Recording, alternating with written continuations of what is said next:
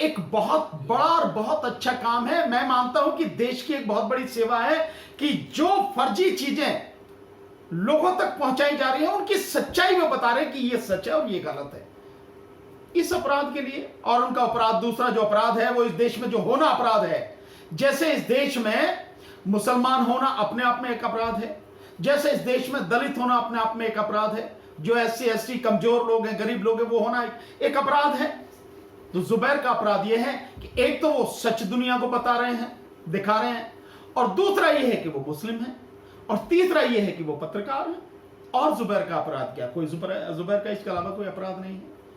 आप एक चीज देखिए कि 2018 का जो वीडियो है, वो जो ट्वीट है, वो ट्वीट भी 1983 की जो फिल्म है उस फिल्म का एक शॉट, एक सीन काट के उन्होंने ट्वीट किया है। तो 1983 में जो फिल्म बनी फारूक शेख साहब की और दीप्ति नवल जी की, उस समय आपने कोई, मतलब ये सारे के सारे धर्म के वाले ठेकेदार तो तब भी थे ना। आपने उस समय कोई बात नहीं, आपने फिल्म के निर्माता पे कोई काम, कोई किसी तरह का केस नहीं किया, कुछ नहीं किया। और आज आप एक व्यक्ति पर जिसने केवल उसको ट्वीट करके इतना ही कहा कि 2014 से पहले हनीमून और 2014 के बाद में हनुमान, सिर्फ इतना ही तो कहा उन्होंने, जिस बात पे हुई। इससे भी बड़ी जो खतरनाक बात है वो बात यह है कि पुलिस ने उनको बुलाया झूठ बोलकर। एक अन्य मुकदमे में उनको बुलाया गया जुबैर को कि आपको इस मुकदमे में यहां पेश होना है, और उस मुकदमे की कोई बात न करके इस धार्मिक भावनाओं को भड़काने वाले ट्वीट के मुकदमे में उन्हें गिरफ्तार कर लिया। मतलब पुलिस, या तो मैं मतलब ये कहूं कि पुलिस भी धोखाधड़ी करने में, बेईमानी करने में पीछे नहीं है। सरकार की गुलामी तो पुलिस कर रही है, तो मैं मानता हूं, लेकिन आप मुलजिम को भी बुला रहे हो तो धोखा देकर बुला रहे हो। आपकी इतनी भी हिम्मत नहीं है, या कानून क्या इतना कमजोर हो गया कि सीधे सीधे कह के नहीं बुला सकता कि इस केस में हम आपको बुला रहे हैं।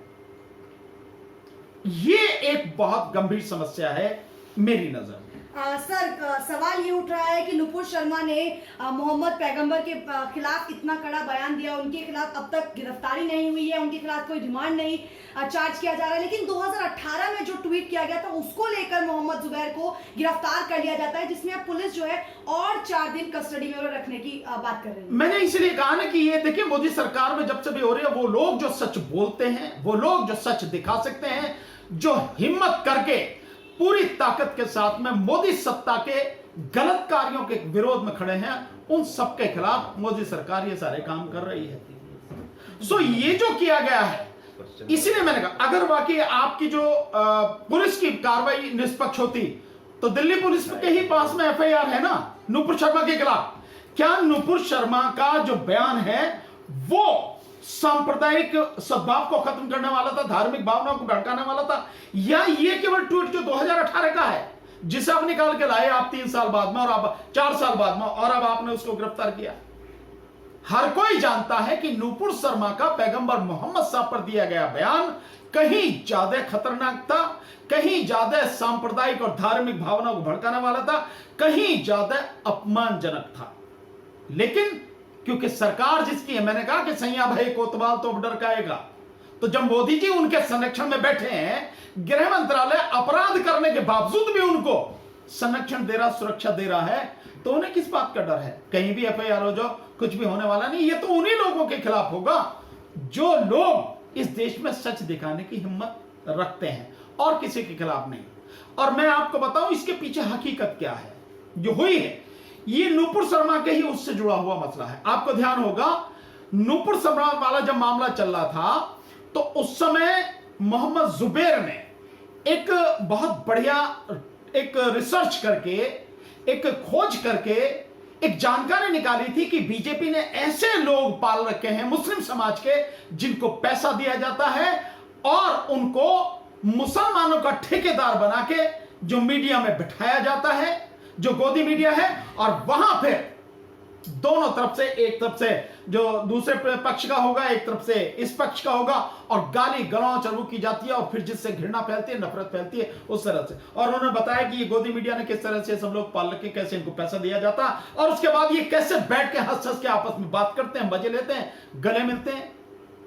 इस चीज को एक व्यक्ति का उन्होंने नाम लिया और उन्होंने बताया कि यह व्यक्ति किस किस चैनल पर किस किस तरह से आता है, बिठाया जाता है, कैसे इसको पेड किया जाता है, इसका नाम क्या है, कहां से यह सारी चीज चली जा रही है। उस चीज ने क्या किया, पूरी दुनिया भर में गोदी मीडिया को और बीजेपी को नंगा कर दिया और उसकी वजह से बड़ी फजीयत बीजेपी सरकार की हुई।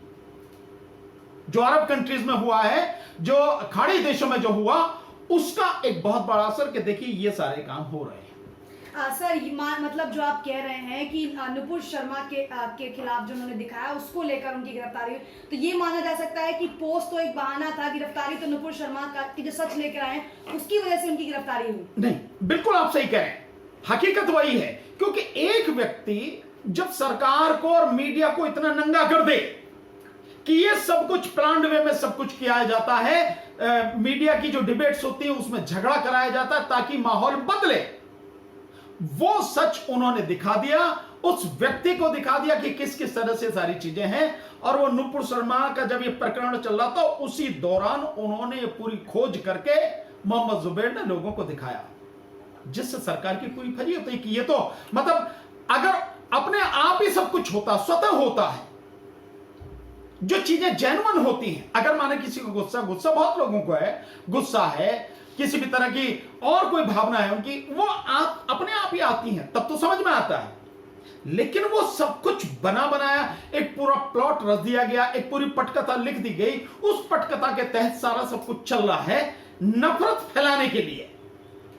देश में जिस तरह से गोदी मीडिया काम कर रहा है, रेडियो रवांडा की तरह जो काम कर रहा है, उस तरह का माहौल जो बनाया जा रहा है और जो लोग उसमें शामिल है उनको लाके दुनिया को बता दिया जुबैर ने कि भाई ये है सारी हकीकत। तो मैं ये मानता हूं असली चीज वही है कि सच क्यों दिखा रहे हो तुम। मोदी को सच बर्दाश्त नहीं है, मोदी को किसी हालत में सच बर्दाश्त नहीं है। मोदी सरकार की टांगे कांपती हैं सच से, उन सच्चे लोगों से घबराती है वो जो ये सच दिखाने की हिम्मत रखते हैं और दिखाते हैं, यही है। और वो अगर पत्रकार हो, सामाजिक कार्यकर्ता हो, तब ये सारी स्थिति वैसी बनती है। और केवल सच इसकी बात नहीं है, आपने एक और मजेदार चीज नहीं देखी है, तीस्ता सी तलवार जी को जिस तरह से अरेस्ट किया गया है, आप देखिए कितनी मतलब एक भारत के इतिहास में यह पहली बार हुआ है कि अगर किसी व्यक्ति ने जनहित में याचिका डाली है, याचिका आप खारिज कर दो, कोर्ट का अधिकार है, लेकिन आप इस तरह के कमेंट उस पर करो और उसके बाद में तुरंत गुजरात पुलिस की कार्रवाई, जैसे मैं तो ऐसा लगता है जैसे ये पूरी पटकथा पहले से लिखी हुई थी कि ये जजमेंट आएगा और इस जजमेंट के तुरंत आते ही उसको वहां से अरेस्ट करना है, अरेस्ट करके जेल में डाल देना है और फिर अरेस्ट करके जो कोर्ट के सामने पेश करना है, वहां से तुरंत रिमांड मिलेगी 4-5 दिन की और उसके बाद में आप जो करना है वो करो। मतलब बिल्कुल ऐसे नहीं लगता कि जैसे ही सुप्रीम कोर्ट का जजमेंट आया उसके ठीक 2 घंटे बाद गुजरात पुलिस ने महाराष्ट्र में बॉम्बे से जाके तीस्ता सी तलवार जी को गिरफ्तार कर लिया। तो मतलब सर ये माना जाए जिस तरीके से मोहम्मद जुबैर की गिरफ्तारी हुई है, इस देश में सच दिखाना एक बड़ा गुनाह तो नहीं हो गया है? बहुत बड़ा गुनाह है, हो नहीं गया, इससे बड़ा गुनाह कोई होगा नहीं, ये बहुत बड़ा गुनाह है। आप इसका एक उदाहरण आपको बताता हूं। आपको ध्यान है जिस समय पुण्य प्रसून वाजपेयी जी एक टीवी चैनल में काम करते थे, मुझे इस समय उसका नाम ध्यान नहीं आ रहा जी, आज तक नहीं, आज तक में नहीं, आज तक के बाद में एक दूसरा था, नहीं एबीवीपी नहीं, दूसरा चैनल था, उसमें जब काम करते थे, सो उसके बाद में जब उन्होंने सूर्या, यस एग्जैक्टली, जो सूर्या टीवी है जब उसमें काम करते थे, तो उन्होंने एक सच दिखाया था कि मोदी जी जो है उनसे बात कर रहे हैं, किसानों से, मजदूरों से, कि जिनकी आय दुगनी हो गई। तो उसमें एक लेडी जो है वो वहां की थी मध्य प्रदेश की, उनको झूठा मतलब उनको पूरी तरह से बता के प्लान करके कि हाँ भाई ये सब कुछ करना है, वो उनको बिठाया गया था। उसी पर उन्होंने चेक किया, पुण्य प्रसून वाजपेयी जी ने टीम भेजी और उस टीम ने जाके वहां पूछा, उस लेडी ने बताया कि हमें तो बताया गया था कि ऐसे कहना है, ऐसे नहीं करना, और उसके बाद में अल्टीमेटली उनको निकाला गया, उस सूर्या टीवी से उनको निकाला गया। और आपको ध्यान होगा, शायद अगर आप सुनेंगे धीरे उनसे, पुण्य प्रसून वाजपेयी जी को जो मुझे ध्यान है, 200 करोड़ रुपए की उस विषय में सारी चीजें जो है वो हुआ कि भैया इसको निकाल के खत्म करो क्योंकि ये सच दिखा रहा। सो ये कोई ऐसी नई बात नहीं है। मोदी सरकार सच से घबराती है, सच बर्दाश्त नहीं है। और तीसरा तलवार आप देखिए, तीसरा तलवार मैं बताना चाहूंगा कि आखिर उनका कसूर क्या है। उनका कसूर सिर्फ इतना है कि तीसरा तलवार जी ने 2002 में जो गुजरात में दंगे हुए, उन दंगों में गुजरात के शहरों में जा जाके उन लोगों से जो लोग पीड़ित थे, जिनके परिवार के लोग मार दिए गए, जला दिए गए, काट दिए गए, उनके वहां जा जाके सीधे उनसे बात करी। और उनसे बात करने के बाद में जो उनकी रिपोर्ट नहीं हो रही थी, वो रिपोर्ट उन्होंने करवाई। और उसी सिलसिले में ये जो गुलबर्गा सोसाइटी में जो 69 या 69 लोगों को जला दिया गया था, जिसमें ज़किया जाफरी जी के जो हस्बैंड हैं, वो भी जो कि सांसद थे उस समय कांग्रेस पार्टी से, उनको भी जलाकर मार दिया गया था। आप इतना जघन्य अपराध ये इसे कम समझ रहे हैं। और ठीक है, सुप्रीम कोर्ट कह रही है कि नहीं भाई, ये जो एसआईटी ने जांच करी है, इसके विषय में इस तरह से बार बार जो उठाए जा रहे हैं, ऐसे लोगों के खिलाफ कार्रवाई होनी चाहिए। और मजेदार कार्रवाई, 2 घंटे में अरेस्ट कर लिया। और एक चीज और ये भी आपको जानने की जरूरत है कि तीसरा तलवार है कौन। सामाजिक कार्यकर्ता है। उनकी पारिवारिक बैकग्राउंड आप देखिए। उनके परदादा जो हंटर कमीशन बना था जलियांवाला बाग हत्याकांड में, उस जलियांवाला बाग हत्याकांड में जो कमीशन बना था, उस कमीशन के मेंबर थे। और जनरल डायर का कोर्ट मार्शल करवाने में उनका बहुत बड़ा योगदान था। वो इनके वो थे परदादा जी, तीसरा तलवार जी के। और बाबा साहब डॉक्टर अंबेडकर ने जो बहिष्कृत हितकारिणी सभा बनाई थी, उसके फाउंडर चेयरमैन थे, फाउंडर अध्यक्ष थे वो पर्सनैलिटी। और फिर उनके बाद उनके दादाजी लगातार गरीब लोगों की लड़ाई लड़ते रहे। और इसी तरह से अपने उस परिवार की पूरी परंपरा को निभाते हुए आज तीसरा तलवार जी जो लगातार उन लोगों की जिनकी कोई आवाज नहीं है, जिनकी कोई आवाज उठा नहीं सकता, सोच नहीं सकता, जो लड़ नहीं सकते मुकदमा, उनके मुकदमे लड़ रहे हैं खुद आगे बढ़कर। लेकिन ये बर्दाश्त नहीं है। इसीलिए जैसी सुप्रीम कोर्ट की टिप्पणी हुई, तुरंत जाके उन्हें गिरफ्तार कर लिया। और अब एक और तमाशा जो है चल रहा है, जो मीडिया पे बड़ी मजेदार बात है, इसको जानना जरूरी है कि किस तरह से किसी व्यक्ति को बदनाम करने की कोशिश की जा रही है। मैं देख रहा था, शायद उस पे है ये जो आपका लल्लन टॉप पर एक वीडियो चलाई जा रही है कि क्या है 500 करोड़ रुपए के बंगले का राज जुहू बीच पे। जुहू में 500 करोड़ बंगले का राज क्या है तीसरा तलवार का। अबे तुम्हारी जब औकात भी नहीं थी, तब उनके परिवार इतना मजबूत था उस समय के। और उनके जो परदादा वो दादाजी जो हैं, उनके दादाजी जो पहला लॉ कमीशन बना उसके चेयरमैन थे, बार काउंसिल ऑफ इंडिया के चेयरमैन थे। और इसके अलावा पहले अटॉर्नी जनरल थे भारत के, स्वतंत्र भारत के। वो उस परिवार से है वो महिला जो लड़ रही, जिसमें हिम्मत है इतने की। लेकिन ऐसा व्यक्ति नहीं चाहिए सरकार को, ऐसा व्यक्ति बाहर नहीं चाहिए। मोदी सरकार की टांगें कांपती हैं इन लोगों से, सच से और ऐसे लोगों से। ये कहानी, और उनका कोई गुनाह नहीं।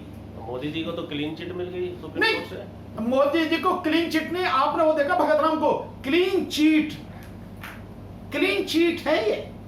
मैं समझता हूं भगत राम जी ने एक ही शब्द में सारी बात कह दी, क्लीन चीट। ये है स्थिति। ये पहली बार है कि किसी जो याचिकाकर्ता के खिलाफ इस तरह की कार्रवाई हो रही है भारत के इतिहास में। ये पहली बार मजेदार है। आप न्याय मत दीजिए, आप मत दीजिए किसी चीज को। आपने कहा ठीक है, मत मानिए, आप उनको खारिज कर दीजिए, लेकिन इस तरह की जो है चीजें, और उसके बाद में सबको जो पुलिस कर रही है, बहुत बुरी स्थिति है। तो हम